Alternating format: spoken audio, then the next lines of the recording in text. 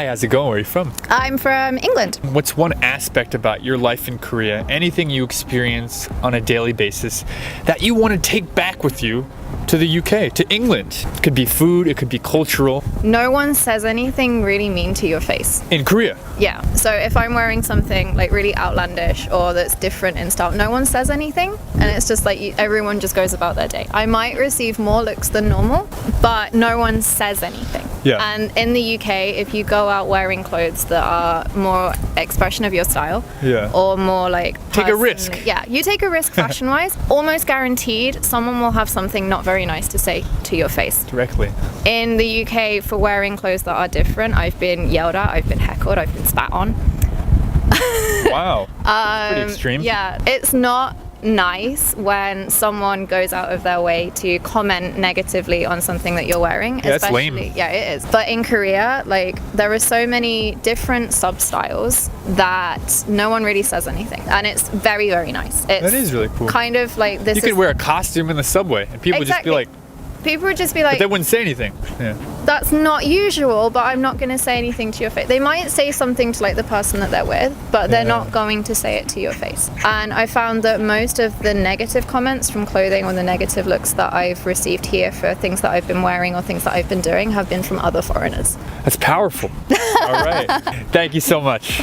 Bye. Hey, how's it going? Where are you from? Yeah, I'm from the US, Orlando, Florida. I like the whole sharing culture here. It's like, you know, in the US, like if you see a bowl of food, no one's gonna like eat after each other, but here it's like everyone just eats after each other. And I kind of like it. But just in Seoul, like it's just like we don't need a car and they don't really judge people for not having a car.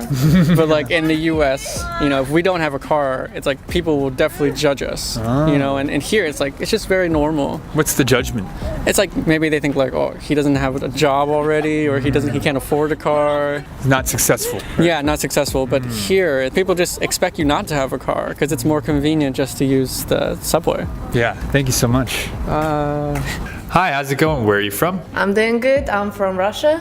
The public transportation in Korea is just literally the most amazing thing I've experienced in the whole world. I've been in Europe, I've been in Russia, I've lived in Russia, I've been to America, and the public transportation, the whole system is just amazing. The convenience of the buses, they're from everywhere to everywhere. Subway station, you can like fly to Jeju, fly to Busan. It's really convenient and really easy. So how do people get around in Russia usually? By car? We have cars and we have the buses, but the quality is really poor. Not good. Russia is also huge though. Yes, it is huge. Yeah. This is the reason why the public transportation in Korea is so good, because the country is really small. Thank you so much. Thank you. Hey, how's it going? Where are you from? Hi, my name is Pascal and I'm from Toronto, Canada. This is kind of a small, maybe kind of a niche thing, but as a teacher here in Korea who's teaching kindergarten students here in Korea, for some reason, the kids, even though they don't like the food, they'll always eat it. Like if it's like a vegetable or something, you know.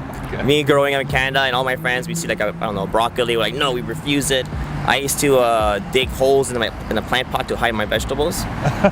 But in Korea, they're like, I don't like it. They're like, you have to eat it. They're like, okay. So they put a lot of importance on eating nutritious food Yes. from a very early age. Yes. And you think this creates good habits for people? I think so. How much do you eat vegetables these days? I feel like I eat a lot more vegetables here than Canada, especially with all the panchan, the side dishes. Do you still hide your vegetables in the flower vases? No, now I hide them in my stomach, so it's good. Oh shit! It's like a rapper. I hide them in my stomach. That was amazing. Thank you so much.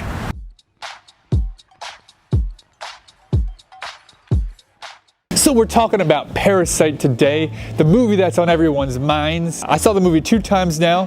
I think this is an excellent movie. As a YouTuber, I was completely geeking out over the amazing visuals and the shots. They were so good. I think so many people like this movie because everybody has rich people in their country. Everybody has poor people. But you got like the Korean twist to it. Everybody focuses on K-pop and like Korean celebrities, but you're able to see how like lower class people live in Korean society and how that contrasts to how people live when they're well off in these big houses. My favorite scene was the montage when they're trying to get the mother the new job and they're planning to get the old maid fired. That was amazing. My favorite characters were the daughter, Pak Sodam. She was just confident and clever, really liked her. And I really liked the husband of the rich family, Mr. Park. He had such an awesome voice. My one critique of the movie was, why did she let that old maid into the house? Why did she do that? She was a stranger, like she looked weird and crazy. You know, you knew something bad was gonna happen. Anyway, overall, I love the movie. Let's go see what other foreigners around Korea think of the movie. Let's go.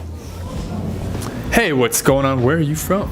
I'm from Chicago. The United States. And we're here at the Theo Cafe. A friend of mine owns this cafe. I would like to ask you about the movie Parasite. Have you seen it? I have. Why do you think this movie has struck such a chord with so many people? It's very unexpected. The storyline itself is very full of like twists and turns, and it has a good pace to it. At least that's why I really enjoyed it. I think it very clearly shows like socioeconomic differences.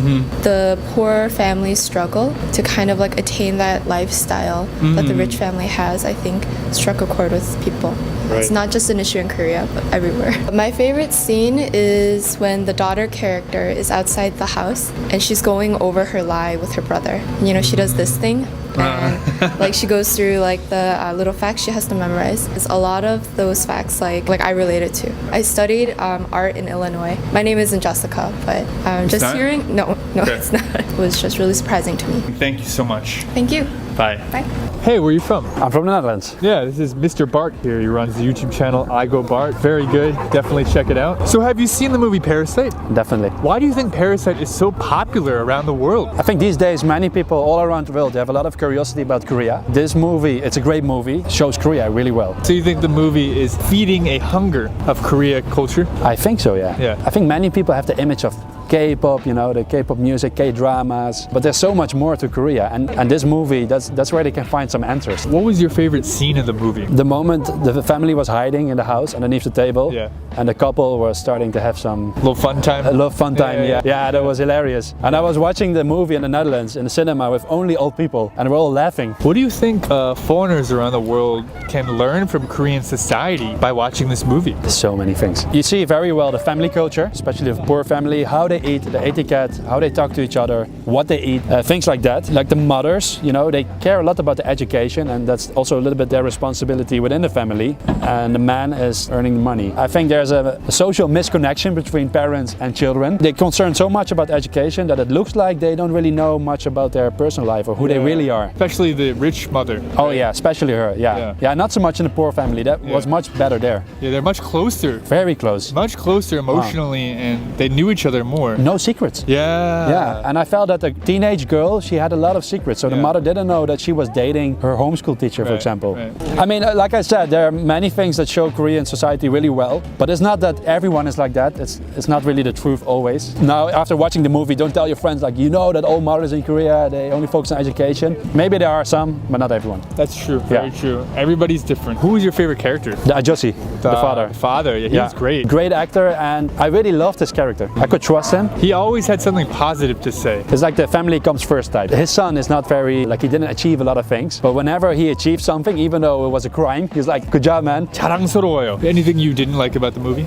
That I went to the toilet in the moment that everybody got killed in the garden. No. Bad timing. I should watch it again. Besides that, no, I loved everything. Thank you so much. Bye. Bye-bye. Hi, where are you from?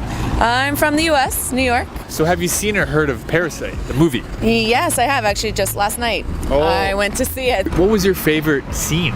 The part that affected me the most was when they were having a flashback, right? They're like, oh, my son saw a ghost. Yeah. Right? But it's not a ghost, right? That part freaked me out. I have goosebumps right now, like even thinking about it. Oh. But just the fact that we knew it's not a ghost, but everyone else was convinced that it was a ghost, but it's actually like, A guy that lived there. yeah, someone there. It's a physical person that you don't know about. What do you think people who don't know a lot about Korea can learn about Korea from this movie? I think that, because especially with Korean dramas, it kind of highlights the glamour, the small percentage of Korean people that live here. So when people come to Korea, or like their perception of Korea is like, oh yeah, everyone lives in these beautiful apartments, but actually a majority of the people that live here, they don't live like that every day. Who are your favorite characters? I like the daughter a lot.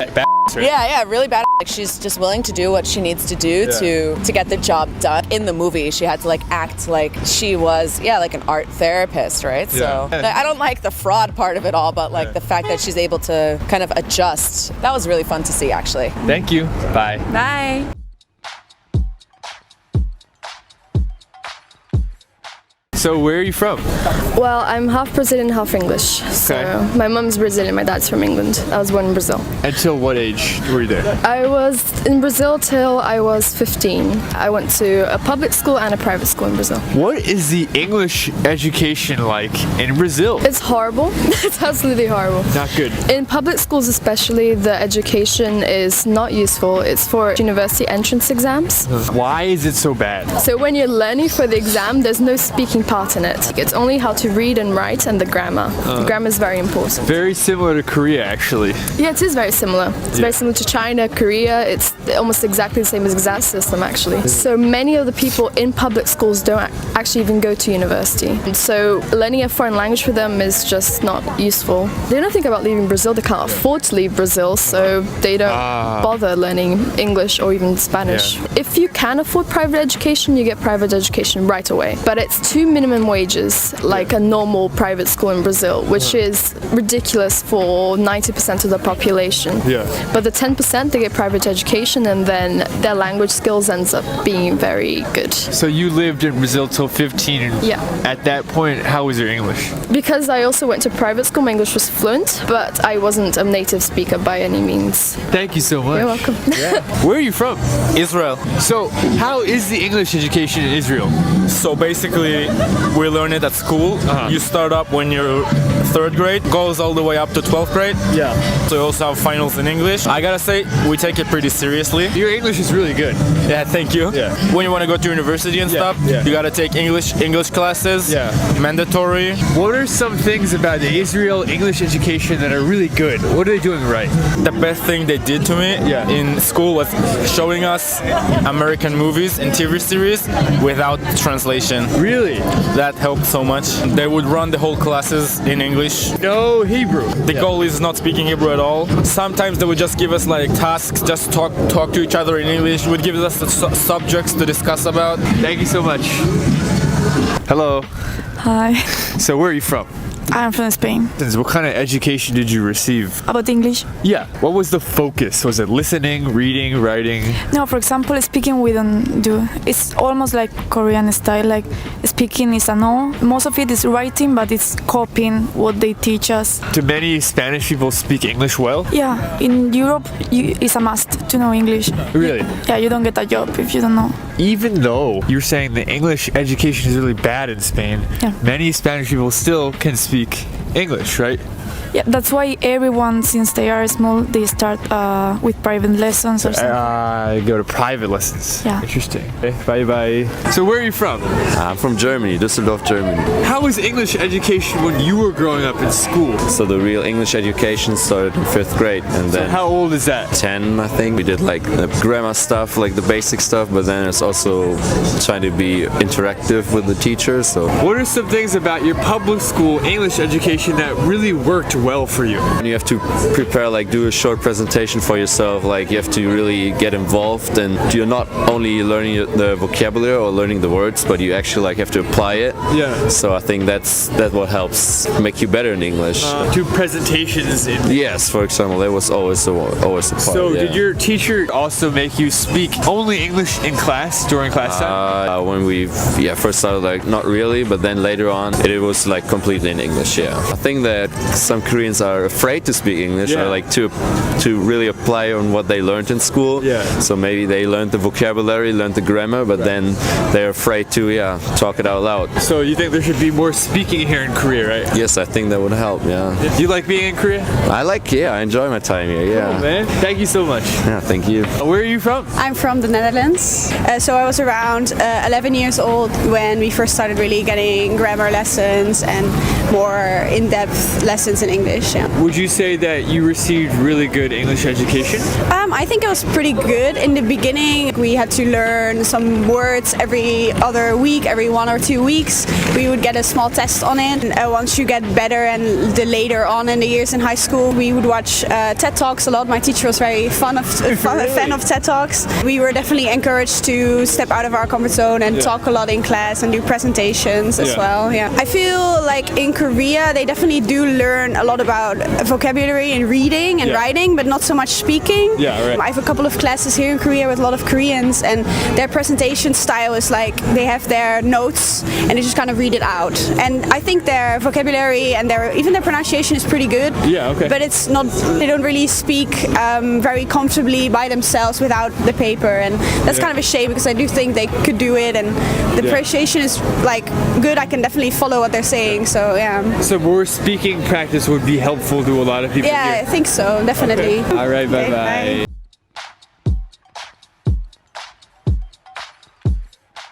Hey, where are you guys from?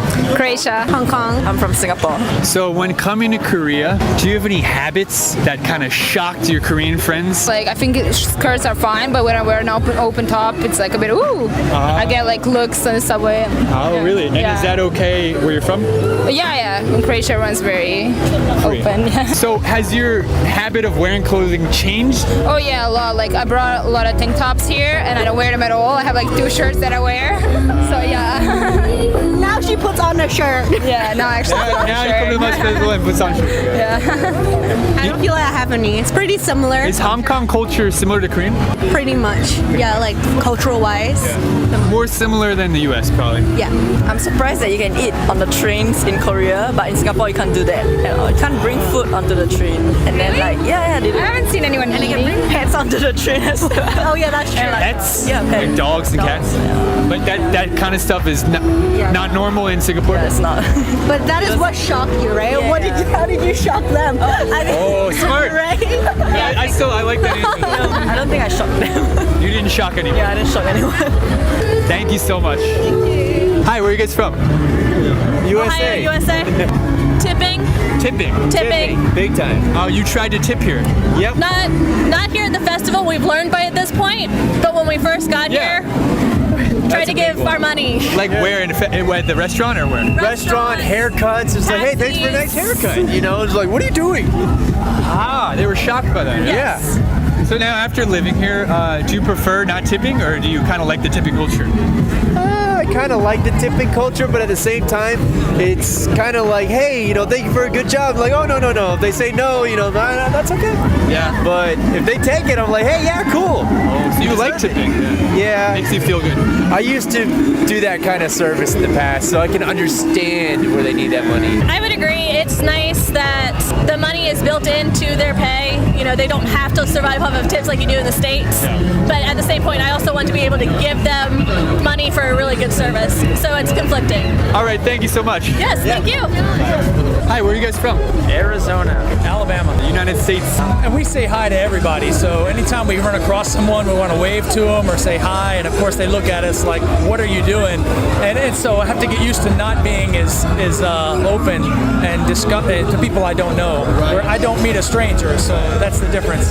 Because it's a different culture here. Yeah, it's a different culture, but they're still very nice, incredibly nice and respectful people. Very nice.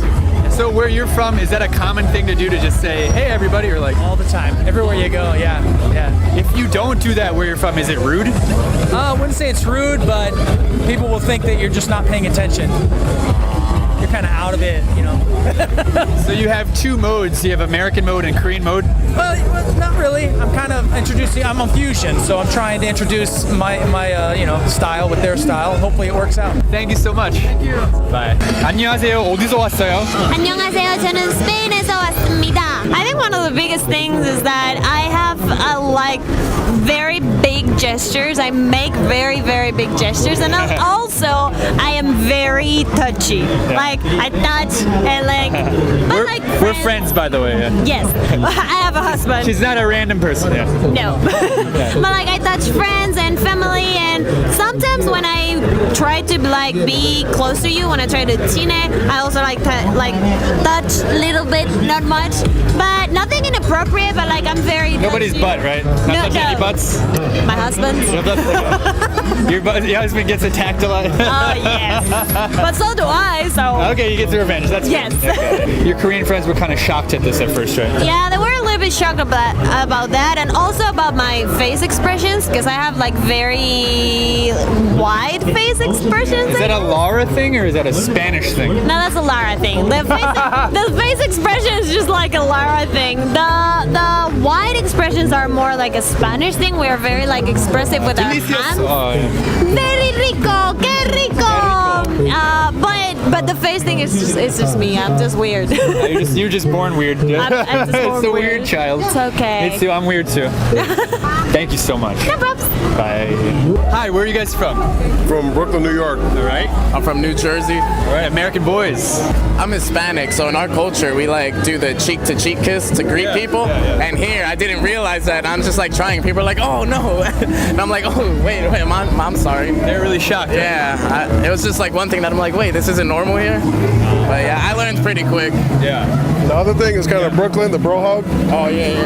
Boom. That's how we do it in like New York, New Jersey, Connecticut area. Yeah. And they don't really do that here. Your Korean friends are not used to that. They're like, "Wait, what are you doing? You touching me?" So it's kind of weird. So anyway, come check me out, JDouble.com, JAYDOUBLE.com. I'm a DJ here in Korea. Thank you so much. All right. Hi, where are you guys from? We're from Iran. Iran, kiss here. It's between two men. It's no problem. Between two men. Yeah, okay. it's friendly. When you see your friend and your brother and your father, it's normal. Yeah, it's normal. And kiss between two girls and kiss between two men. It's really normal. But in Korea, no, it's not normal. Very strange. And kiss, it's not normal. So how did your Korean friends react when that happened?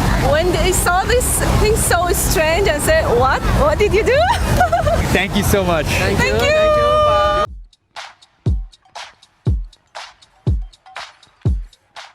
I debated for a while making this video because I thought that it could be dangerous. But after receiving some support from my subscribers, I decided to go along with it. So in the US, there are many cult-like groups. The first one that comes to mind is Scientology. There are many famous people that are members of Scientology, such as John Travolta and Tom Cruise. Members are often subject to emotional abuse, brainwashing, and spying. If your family is also associated with Scientology, they will often turn on you if you try to leave the church. I've run into some cult-like groups here as well in Korea. They often ask me where the cacao store is. One time I followed a girl and a guy to a house maybe 40 minutes away from where I was to participate in a traditional Korean ceremony. I left soon after the ceremony was finished because I got a really weird feeling. However, these days, the Church of Shincheonji is a really hot topic and often referred to as a cult. Many people believe this church is the reason that the CV is getting out of control in Korea, because members are required to attend service in packed halls, regardless of whether they are sick or not. I want to stress though that in this video, we're not saying that all religions are bad. Most of them are just fine and their members are normal, respectful people.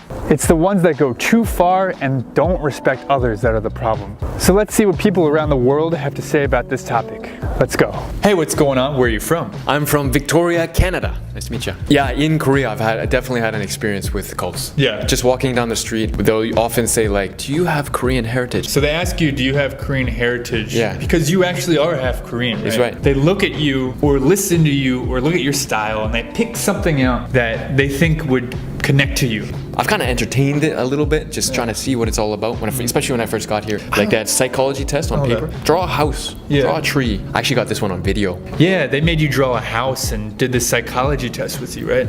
Right. Was that Shincheonji? That was Shincheonji. Holy moly. Yeah, that was. I was vlogging at that time, and I was like, "Can I video this?" And they're like, so nervous. They totally lost their composure, and they're like, they don't like being video. Yeah, they don't want to be video. They kept asking, filmed, right? "Are you gonna upload this online? Are you gonna upload this on?" Like, yeah, I will. Hey, how's it going? Where are you from? I'm from America, Texas. All right.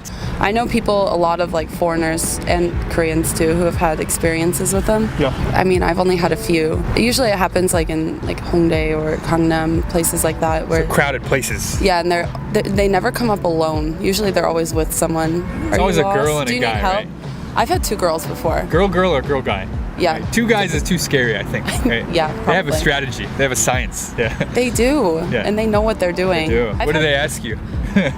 Do you need directions? Are you lost? Like, are you here to study Korean? Usually, like, I'll just put my headphones in and not pay attention. I've had a girl come up to me on the subway too, and she asked me like if I wanted to come learn Korean at their, like, I don't know if it was like an academy or school, and I was just like, nah, I'm not interested. I'm good, thanks. Yeah. And she was like, just give me your kakao, and I'm like, no. Good job. Sorry. Well done. I'm strong. Hey, what's going on? Where are you from? From London, the capital city of the UK. The first time I moved here, I lived in Hongdae. Okay. And Hongdae Hotspot. It's rather prolific. I lived there for 2 years, and I think I've been stopped about 10 times. So what do they say to you? The main things would be like, do you know where is the cacao store? Oh, it's the cacao store. It's just because the cacao store is like the big thing. I think now maybe they're going to use the line store as well. Yeah, they're because going to watch this video and change their strategy. Yeah, exactly. It's kind of like their gateway into conversation. So is there any groups like this in other countries that you visited, or maybe in your home country, that will talk to you on the street and get you to follow them? Maybe not so much get you to follow them, but there are a lot of like people who knock on your door who would like that's true. Yeah. to speak to you about whatever religion or whatever. It's less in your face, I guess, than Korea is. Korea is very much, you got to do it now. Let's go now. Yeah. So is there any of that kind of stuff in Canada? I haven't seen a lot of cults, but maybe conspiracy theories. I think conspiracy theories and cults, they kind of overlap a little bit.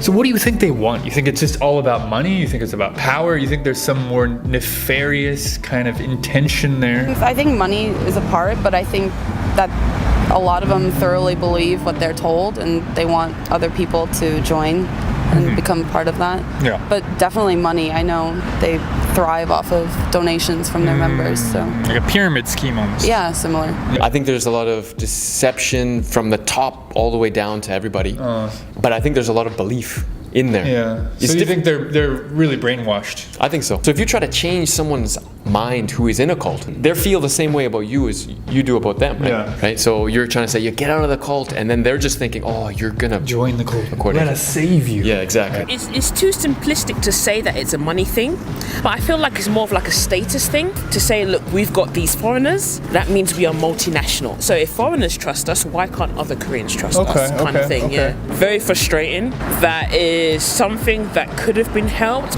So they're probably hoping if we all get ill together, then maybe we can get better together, not realizing the implications and how serious it really is. Yeah. I mean, again, it's to do with the community. A lot of these people who would join these kind of activities and they join these kind of places, they're doing so because they don't really have anyone else to turn to, or they're quite lonely, or whether they're foreign or Korean. Exactly, yeah. So then if you tell someone, oh, you can't do that, then you're kind of like destroying their chances of being around people. I just think it could have been prevented, but when they have such a following like that, it's so easy to spread something. If someone's in a cult, you should try to break them a little bit of slack, because I think generally people are just trying to get through the day, get through their life, trying to advance themselves. I don't think it's 100% their fault that they're in the cult. Having said that, I think cults are weird. Thank you so much.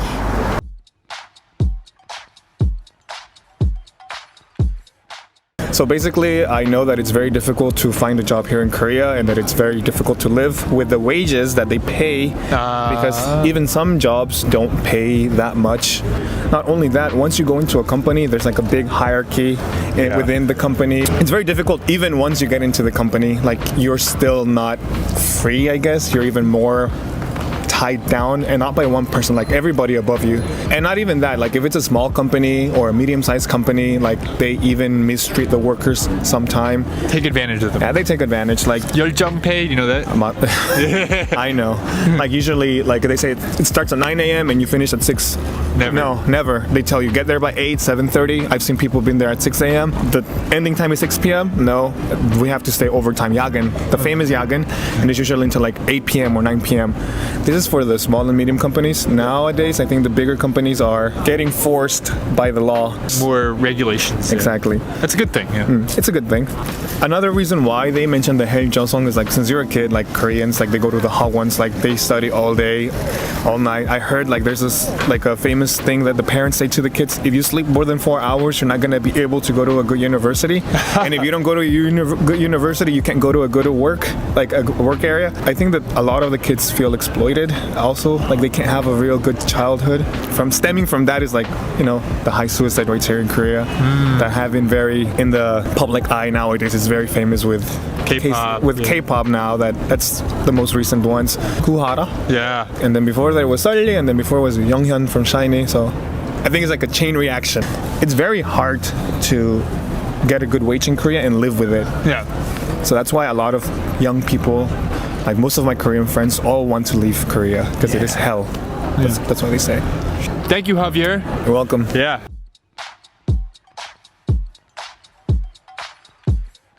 So Nancy, where are you from? I am Chinese American from Seattle, Washington. Seattle, like northwest Yeah, US. Underneath Canada. Right underneath Canada. Ah. So if you could give me 3 words to describe Seattle, what would they be? For people who don't know. Rainy. Rainy. We have Starbucks. Starbucks, lots of That's where Starbucks was created, right? Yeah. We have a lot of companies and nature, I guess. Lots of nature. And bikes too, right? Yeah, bikes. Hipsters. So, we were talking about something that was quite interesting to me. Since you're okay with talking about it, why don't you first say the word in Korean? Because I don't know the word. 저는 모태솔로입니다. 모태솔로. 네. What does that mean? Mo, I think means mom, like in mother in Chinese. Yeah, it does. Or like 부모님. in Sino-Korean. Is that what you call it? That's right. And then so it means when you came out of your mother's womb, you have been solo. Solo, like single. Yeah. Yeah. So you are ever single. Yeah. Do you even have a word for that in English? Like Just forever alone? Never been in a relationship. Yeah. That's so long. Yeah. Jesus Christ. We need something like that. What's more interesting to me is that you're not some unlikable, horrible to look at, terrible person to be around. Thank you. You're an ambitious, likable, not ugly. That to me is more interesting because it's like, I think you create your own barriers in a sense. Yeah, I guess it's problems I have within myself. Personality, maybe? When did you first realize that you were, what is it, 모태솔로? Yeah, when I first realized, I don't know, like probably when I turned like 20, in my 20s, and as the time went by, I was like, wow, other people are getting married and having babies, and here I am. Alone People in their 20s, they get married and have babies, damn. Yeah, I've had, when I graduated high school, there was a couple who got married. It's pretty crazy. Ahead in life. So let me set up a scenario. Oh, we have a scenario. Yeah. What happens if a guy likes you or comes onto you? How do you usually react? Well, when I was younger, I didn't know that when like guys did this, it means like they're interested in you. So the story I have is that when I was taking a class in college, there was this guy who was older than me. He wasn't really my style, but then afterwards, he just kept on asking me to get coffee sometime. Right. First of all, I don't drink coffee. Right. Oh. Only drink tea. First mistake. Yeah, first mistake. No. And then, so he kept on asking. I just got like a weird feeling about it. Okay. So he's being a little weird and creepy. So then I blocked him on Facebook. A little extreme, I know. Well, maybe, but you also said he kept asking you, right? Yeah, but I guess it's also because I was like, I didn't say like no. So like, a little bit mixed signals. Yeah. All right. I see what we're working with now. Really? I know, I'm just kidding. I don't know what we're working with anymore. What happens when you like a guy? I usually just end up telling my friends, like talking about it and being like, I'm going to tell him tomorrow, I'm going to do it. But then, like, usually it's people I don't know really well, so I can't find them again, type of thing. So you almost strategically choose. It's not strategically, it just happens to be. Okay, I'll give you some examples. In college, there was this guy in my accounting class, but I didn't talk to him the whole time. I just kind of like stared at him to pass time in class. Oh, he's handsome?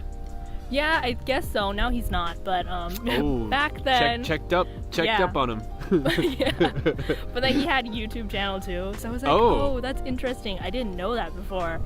Went through a lot of trouble to find him on Facebook. Some heavy detective stalking work. And then like we just never ran into each other again, but we were just like Facebook friends.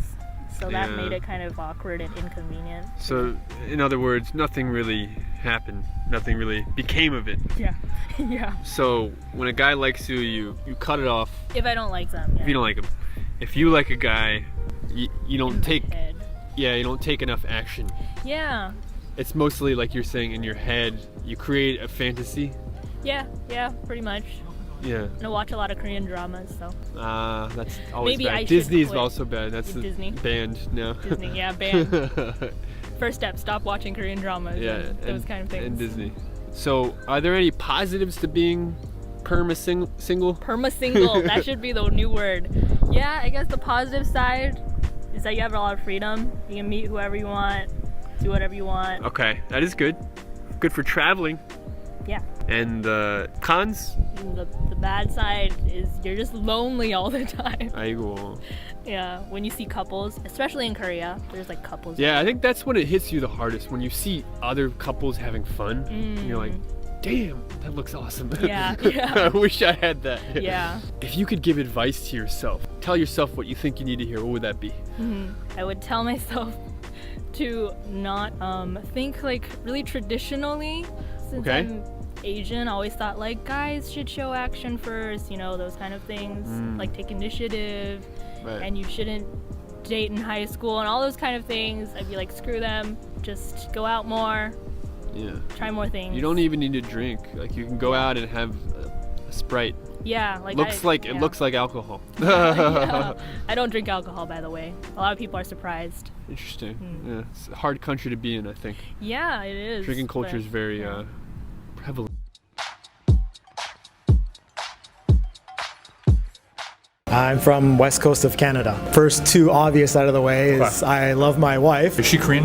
Yeah, she's Korean. Okay. So. Other than that, I like my job, so I'm self-employed, and that gives me a lot of freedom. For example, Korea is very like homogenous society, and it's very predictable. Yeah. So I go to work at 7:30 a.m. I eat lunch at 11. I go home at 4. That just results in I don't see anyone on the subway relative to rush hour. Yeah. I don't see anyone at the restaurants. Yeah. If I go to the restaurant at 12, I got to stand in line for 10 minutes. Yeah. So you live your life and do the things that are usually busy when they're not busy. You're a hacker. That's right, yeah. So, like, in Canada, we are very welcoming and we celebrate our diversity. It's our strength. Yeah. But in Korea, like, if you ever question that a Korean doesn't have 99% Korean blood in them, like, that's like outrageous to them. I can already see the comment section right now. But I mean, you're allowed to have this is a very like efficient society that runs extremely well, right? But safe and it's safe. Yeah, like actually that's another great point that I like. It's so safe. Like, but on the homogenous point, like here, everybody knows every song. That's one thing that always surprises me. And that's just because like so few songs are put out there to the masses. So if there's 50 songs that are popular in 1 year, everybody knows those 50 songs for like the past 10 years. Interesting. You never hear a song that you don't know. A song comes on in the cafe, like my wife always knows the words. Yeah. Everybody knows every celebrity, everybody knows every TV show, every story, because there's just a lack of diversity like in the media, in the mass media. Thank you so much. No problem. All right, bye. So where are you from? I'm from Portugal. What are some things about your life in Korea that you like and that you don't like? So the things that I like about Korea would definitely have to involve my future career plans and what I'm doing right now. I really like how research is conducted here. For example, right now I'm in a lab and I'm learning from really amazing people, amazing seniors, amazing professors. And I feel like Korea has kind of a strong presence when it comes to scientific research. I agree. So in that sense, I feel like me being here will contribute a lot to my curriculum later on as a researcher and as an engineer. So you said you work in a lab, right? Yes, I work in a Can lab. you grow steak? How do steak? Not yet. It's a Okay. plan I have in mind. I have all kinds of food prepared in my head. So what are some things that you don't like about your life in Korea? Let's give the case of some extreme religion, for example, extreme Christian religion. You find that a lot here. You find a lot of people that are very, into Christianity, and I totally respect. But I feel like here sometimes I get stopped a lot in the street, and I notice that people come to me and they're like, "Oh my God, where are you from? Like, I want to be your friend. I want to learn You're very English." approachable. That's my problem. I am like maybe too friendly looking, I don't know, but what I mean is in this case I've had some people come talk to me because they wanted to practice their English, but in the end it was just so that I could join their church. I respect people with their own beliefs and with their own ideas, but at the same time I feel like sometimes they are so focused on themselves and their own ideas that there's a lack of respect for others, and I feel like that's a problem sometimes. Thank you so much. Thank you. All right, bye. Hey, what's going on? Where are you from? I'm from France. The first thing that I really like about Korea is that everything is safe. I'm sure like many people say always the same thing, but coming from France, it's not that safe as South Korea. I went to Paris to see my sister because she lives there, and I was like walking in the street, like checking my phone, and she was like, don't do that, like someone can take your phone. Oh wow. It's crazy. And even like coming out of the shop, you know, I was putting my change in the wallet. My sister said, don't do that in the street. It's too dangerous. What I like in Korea, it's safe and people respect each other's belongings. Yeah, so you can put your laptop on the table, go to the bathroom, take a poop, and then come back. Exactly. Everything is safe. And actually, when I was learning Chinese in China, many of my Korean classmates were victims of pickpockets. Yeah. Because they were too used to living in a safe environment. Oh. So when arriving in Shanghai or Beijing, like someone took their money, their cell phone, Good advice for Korean people who want to travel. Like, be aware. Yeah. So what are some things you don't like about your life in Korea? Pollution.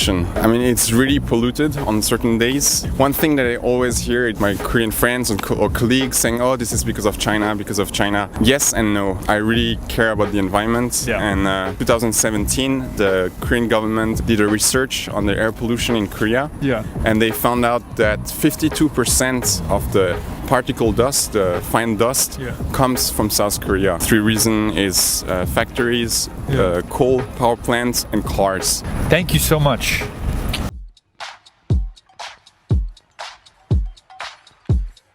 Where are you guys from? We are from Russia. Yeah, we are from Russia. When dating Korean men, what are some things you didn't expect? Like strange things, weird things, interesting things, just things different from dating Russian men? Korean men take more care about themselves, I think. Like makeup, hair, and nice perfume. Yeah, nice really? perfume. Yeah. More than Russian men? Yes. Okay. Is that a good thing? Yeah, of course. It's a really good thing. And maybe sometimes when they date, they have already Korean girlfriend, but they can date also with, for example, foreign girl, and it's like not a problem for them. They don't take serious foreign girls? Just sometimes, but we don't like bad boys, like, you know. Yeah, well, that's just the bad boys. You can't meet guys in clubs. I told you. You met them in the club? We don't go to club. Oh, really? What is a club? What is a club? I don't know either. Yeah. I don't know. I've never been to. I've heard the word 1 or 2 times. I've never been. Yeah, but we don't know what is clubs. So what are you doing in Korea? We are study here. The same study. Do some model work here. Привет. Привет. Where are you from? 인도 사람이에요. You know, like when you do sogeting, okay, 7번 만났으면 you have to say like whether you want a relationship or not. Like so they don't give you more than 3 times. Like it's like 3 strikes and you're gone. Like you have to make a decision. That's interesting. I also feel like, you know, dating in Korea, I feel like there's a time window. Like if you don't make your decision soon enough, they will assume that you're not interested. Yeah, right? that's right. Like whether they like you or not, like they have a very hard deadline. Like okay, so they'll just wait for like 3 times or 4 times, and they'll just move on. Have you ever liked a girl and not told her that you liked her soon enough, so she thought you weren't interested? Yeah, when first time I met my girlfriend, it was the same. Like we met 3 times, and then I wanted to meet more, but she just stopped contacting. After some time, like we met again, okay, and then I asked like what was the problem? Say, well, we met 3 times, and I asked you indirectly. You say we are like a very good friend. Yeah. So, which means in Korean that not interested. Not interested. Yeah. That's that kind of like shock to me. Like, yeah. Thank you so much. Thank you. Bye. Hey, where are you from? California. I'm Korean. Well, first of all, communication was the tricky part. So I can't get mad at him right away like I normally would to like someone from the same country speaks the same language. So it's actually working out really well because I have to slow down and slowly like clearly communicate all my feelings and then give him space and time to communicate his too. So it's actually really good. I think it's beneficial. It forces you to slow down. Yeah, exactly. In Korea, it's more like communication is extremely important. Yeah. Got a message like many times a day. Yeah, that's really true. My friends have that experience with dating here. It's always a lot of messages like the first couple days, and then after that it kind of trails off a little bit. It's really different, I feel. But everybody's different, right? Yeah, that's the boring answer, but it's the true answer. Yeah, that's true. Thank you. Bye-bye. Bye. Hey, where are you from? Hey, I'm from Russia. Yeah, it happens to me once. Like, I met the boy and everything was perfect, but for the first time, we met, we walked, we enjoyed time together, but after some time, he just stopped talking to me without no reason, and I just like, yo, dude, what happened? And he said me like, nothing. I really asked myself, like, what did I do wrong and what do I wrong every time? Like, I can't understand, but the other, they're so nice to you. Like, I'm foreigner here, and when Korean boys meet with Europeans, they're so kind. They understand that we can speak Korean, so they try to speak in English and mix with Korean. They try to show perfect place in Seoul, so I really like it. Boys, I think age starts from 18 to 24. These boys, they don't want a serious relationship, so they just want to be with you like friends, but more than friends, but not girlfriend. But after 24 years, they will be serious to you. So you think the young guys are harder to start a serious relationship with? Man, real man. Yeah. They become men at 24? Maybe. All right, thank you so much. Bye. Hey, where are you from? I'm from Canada. I mean, overall, I think everyone's different, but one thing that caught me off guard was the whole Aegyo culture. You know, to a certain level, I think it appeals to a lot of Korean dudes, but we're not used to it, so it can be much sometimes, I think. So how did you react when you first experienced, well, that kind of thing? I actually broke up with a girl because of it. Really? Yeah. It was just too much. Like, you know, I get it to a certain point. Everybody has like a certain limit, and I guess it could be appealing for some people, but when she's constantly screaming Kyowo and grabbing your cheeks, it's I don't know, not for me, I guess. Yeah. That is a huge cultural difference. How guys here appreciate that, when for us, like, it seems just different, right? It seems a little odd for us, but yeah, it can seem a little like babyish for sure. Well, like I said, everybody, no matter any country you go, you're gonna meet different types of people, different personalities and everything. So that's overall, always positive. Korean girls are pretty, man. So it's always good. Agreed. Well, thank you so much for your time. No worries. Take care. Alrighty. Yeah. Take care. Bye.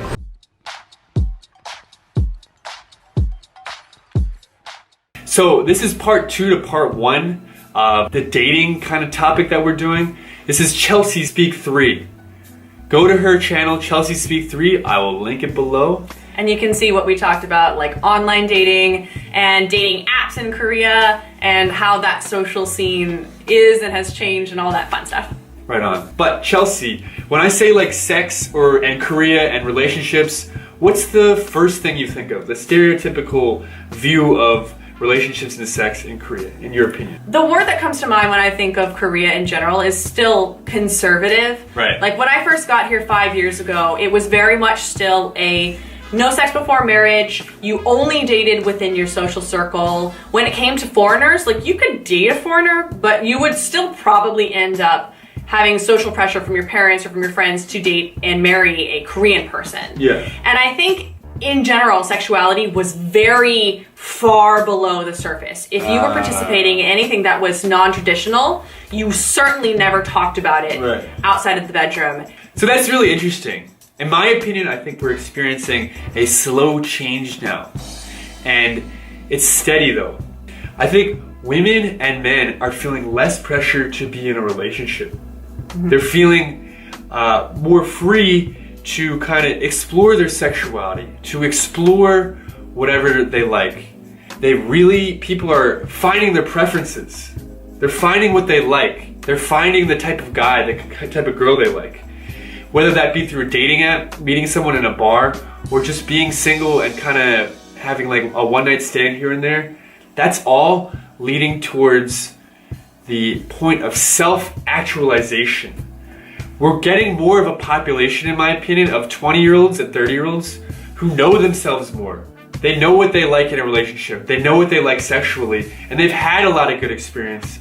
So I think that's really bettering the society, and it's better for men and women, you know? Yeah. So these are all the good points. What do you think? So some of the cons, as like more of a conservative person, Okay. is that if you're like a serial monogamist and you like relationships, I'm finding people are a lot more wishy-washy. Yeah. Like before they reach that point of self-actualization where they're ready for a relationship, Right.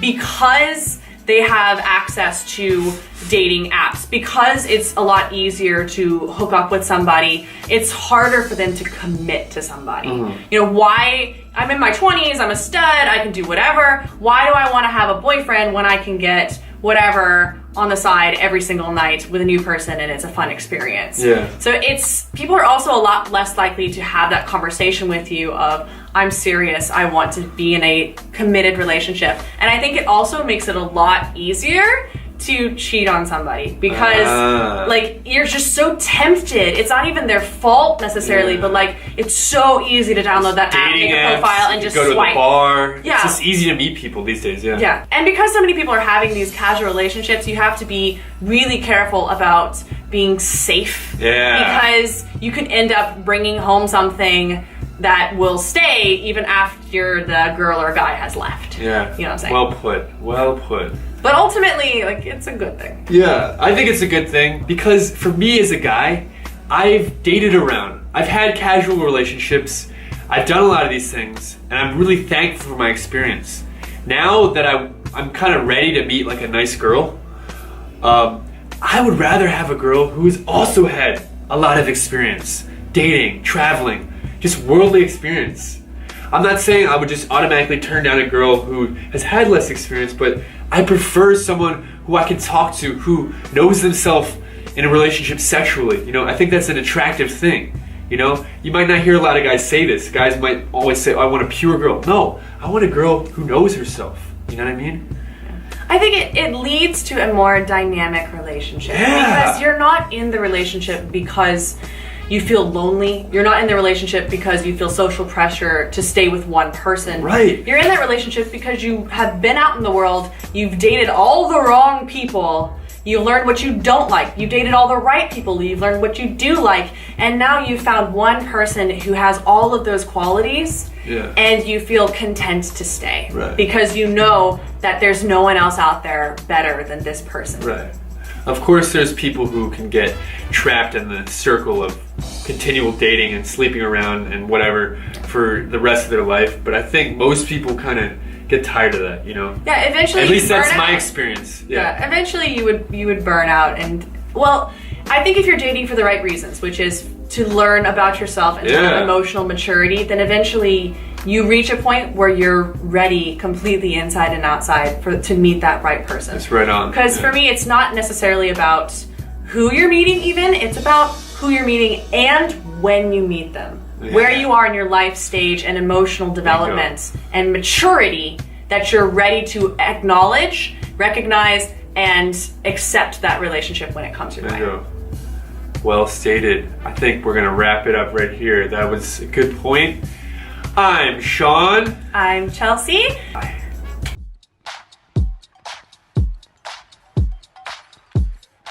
And we're here with Stan today, who has lived in Taiwan for around 8 years. Is that correct? That's correct. My name is Stan. I used to live in Taiwan for 8 years. Now I live in Poland, and I have a channel about my life in Poland and my life in Asia. So we're talking about things that were shocking to us when we moved to Asia. For me, that's Korea. For Stan, that's Taiwan. Culture shock. So I'll begin. So the first thing I have is superstitions. I was an English teacher in Seoul and in other parts of Korea for around 3 years, and one thing I always remember is whenever I wrote somebody's name on the whiteboard in red, my students would freak out. Like, they're like, teacher, don't use the red marker to write someone's name. To me, as an American, I'm like, what's the problem? But in Korea, there's a lot of superstitions like this. You can't write someone's name in red. You can't put 4, the number 4, in an elevator for floor because 4 means death. Actually, when you said about writing the names in red marker or the number 4, that's very similar in Taiwan. For the number 4, even in the hospitals, there is no 4th floor. There is 1, 2, 3, 5, and it goes on. So also in Korea, there's a connection between pigs and money and wealth. So if you dream at night about pigs, that means that you're gonna be rich or that you're gonna find some money or make some money. Do you have anything like that with like animals in Taiwan? There is a culture of, in the stores, they like place the cat. The cat with a paw. It means that it will bring more money to the store owner. It's a part of Japanese culture because Taiwan used to be a part of Japan from 1895 till 1945. You can find a lot of influences from the Japanese culture in Taiwan. But for the pigs, not sure. I have never encountered anything related to the pigs in Taiwan. For me, the first culture shock, it was a very positive culture shock. When I arrived in Taiwan, I was shocked by how friendly are the people to the outsiders, to the foreigners. And, you know, if I took metro or if I went for a cup of coffee, many people strangers just approached me, asked if I like it here in Taiwan, if I can speak Chinese, why did I come to Taiwan, what do I enjoy about Taiwan the most. And they're very friendly. Some of them were offering the help, said if you need a guide or if you need to show you around, just here is my phone number, and we're very happy to see some new friends. What about you? Are the people that friendly in Korea to the strangers? Ah, that's a good question. So in Korea, talking to strangers in general, like on the street or in the subway or on a bus, is definitely not something that most people do. Yeah, as a YouTuber here who has interviewed a lot of people in like the street, doing street interviews, interviewing Koreans is way harder than interviewing foreigners because Koreans just don't really like talking to strangers. And especially older Koreans I have found are extremely difficult to get on camera and to interview. They just don't like talking to strangers. So it's not that Koreans are rude, because Koreans are very kind and they'll help people in an emergency just the same way you're describing Taiwanese people. But in general, there's less of a openness to connect with outsiders. And I've noticed that difference. So that's interesting that in Taiwan it's kind of opposite. They're very warm and friendly, right, as you're saying. That's a little bit like in Japan, in Korea. People are, I don't know, maybe they're afraid that there is a foreigner who is speaking English and they think that their English is not good enough. But if we talk about Taiwanese people, most of them speak pretty good English. They have very good command of English. So I don't know, maybe some people are shy. That's actually a very good point. The fact that a lot of Koreans, I think, are scared that they'll speak English poorly. So they see a foreign face and they're like, oh, I don't think I can do this. So there definitely are a lot of people that are like that. So another thing that really shocked me here in Korea is their love for sweet potatoes. Sweet potato lattes, sweet potato on pizza, other sweet potato snacks. And I love sweet potatoes, you know, the actual food, but it just doesn't fit on pizza or in coffee for me. Like, it's just really weird, and that was definitely shocking for me. The Taiwanese, they do love their sweet potatoes. You can find it in every convenience store, and some people will tell you that the island of Taiwan, it looks like a sweet potato. So yeah, that's pretty similar. You can find it everywhere. Do you know that they have a culture of milk tea, bubble milk tea? Both in Taiwan and in Japan, people just like putting those bobas everywhere. And even in Taiwan right now, I've heard that there is a pizza place where they put those bubbles from the bubble tea like on top of the pizza. So it's a sweet pizza. Weird, milk tea pizza. Oh, I don't know if I'm ready for that. Yeah. My number 2 culture shock is, it's also a very positive thing. It's the level of convenience in Taiwan, because most of the stores are open till late and you can do pretty much everything all around the clock, especially because of the convenience store. You can print out the documents, you can pay your bills, you can have a dinner, you can have a lunch, you can have a coffee, they have coffee machines there, and you can do pretty much everything you need. and that's all around the clock. And not only in big cities like Taipei or Taichung or Kaohsiung, but also in smaller cities. So that's very convenient. One of the most convenient countries that I have ever been to. Yeah, we have amazing convenience stores here and they're open like all night, 24 hours, but we don't have a printing machine and we don't have ways to print, you know, pictures, I think like you described in Taiwan. Similar, very convenient, but I don't really go to the convenience store that often, admittedly. Another point I have is the couple culture here was a bit shocking. Like, there are so many couple holidays. There's Valentine's Day, there's White Day, there's Black Day, which is kind of a little bit different, but there's Christmas, there's Pepero Day, where you give snacks to your romantic partner. There's so many like things for couples here. There's couple clothing, like all this stuff. It's just different than what I'm used to, and that was really shocking when I got here. What's that like in Taiwan? I think amongst the youngsters, the younger generation, it is pretty close. People do like buying the matching clothes, matching phone cases. There also is a White Day. There also is a Valentine's Day. My wife is Taiwanese, and I realized that she really likes buying matching clothes. Like, we should have the same hoodies, we should have the same t-shirts. When we go out, we should wear the matching clothes so that everybody knows that we're a couple. So that's pretty unique, actually. Not only in Korea, but in Taiwan also. And my number 3 might not be as positive. It is not also negative. I was shocked by the population density in Taiwan, because in the evenings, people like going out. There are night markets, there are bars, there are restaurants open till late. Every day in the evening, you can find many people outside. They're socializing, they're making friends, they're going out. In Europe, in the evening, it's more calm and silent. So for me, it was very different. It's not bad, it's not good, but it's just different. Yeah, it sounds like it's very similar. Like, I just went to a park today. Beautiful day outside, beautiful park, and there were so many people. There were people in tents, people on mats eating, having a picnic. There were people playing with a ball. You go to the river, you go hiking, there's always just tons of people. And yeah, I think it's just a land size thing. Like, Korea and especially Seoul is just so small with so many people that if there's something cool that's fun to do, you can bet that a lot of people are going to be doing that thing. And just like you say, I don't think it's good or bad, it's just different, you know? Because in the US is massive. So like, you go to a mountain or like a huge park and maybe you won't even see another person. But yeah, that's really interesting. Well, that was amazing, Stan. Thank you for sharing all those interesting things with me. It was so cool to learn. If you guys want to know more about Stan or follow his channel, I'll link it down below. Thank you so much for having me, and I'm looking forward to the next one. All right, see you next time. Bye. Bye. See ya.